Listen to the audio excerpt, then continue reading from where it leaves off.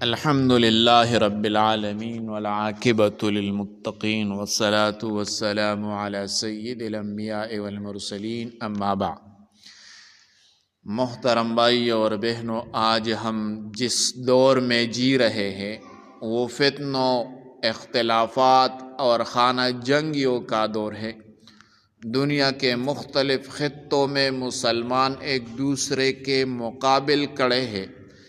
کہیں مسلکی جھگڑے، کہیں سیاسی اختلافات، کہیں قومیت اور لسانیت کے نام پر خون بہایا جا رہا ہے۔ یہ صورتحال نہایت افسوسناک ہے۔ مسلمان کی پہچان کیا ہے؟ نبی علیہ الصلاۃ والسلام نے فرمایا، المسلم من سلم المسلمون من لسانہ و یدہ۔ مسلمان وہ ہے جس کے زبان اور ہاتھ سے دوسرے مسلمان محفوظ رہے۔ آج ہمیں خود سے سوال کرنا چاہیے، کیا ہم ایک دوسرے کو اپنی زبان سے محفوظ رکھ رہے ہیں؟ کیا ہم سوشل میڈیا پر نفرت نہیں پھیلا رہے؟ نمبر 2، قرآن ہمیں کیا سکھاتا ہے؟ اللہ تعالیٰ فرماتے ہیں، انما المؤمنون اخوہ، یعنی مومن تو آپس میں بھائی ہے۔ بھائی کبھی بھائی کا خون نہیں بہاتا۔ اختلاف ہو سکتا ہے مگر دشمنی نہیں ہونی چاہیے۔ نمبر 3، انتشار کی وجوہات کیا ہے؟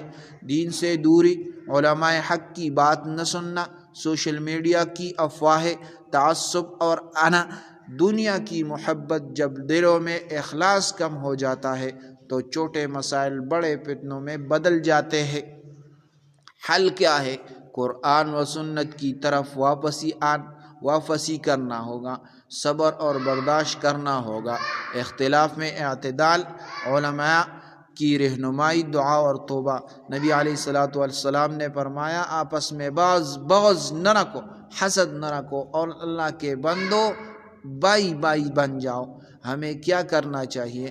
کسی بھی جھگڑے کو ہوا نہ دے، صلح کروانے کی کوشش کرے، سوشل میڈیا پر ذمہ دار بنے، اپنے بچوں کو اخوت اور برداشت سکھائے۔ اللہ تعالی ہمیں اتحاد نصیب فرمائے، دلوں کو جوڑ دے اور امت مسلمہ کو امن عطا فرمائے۔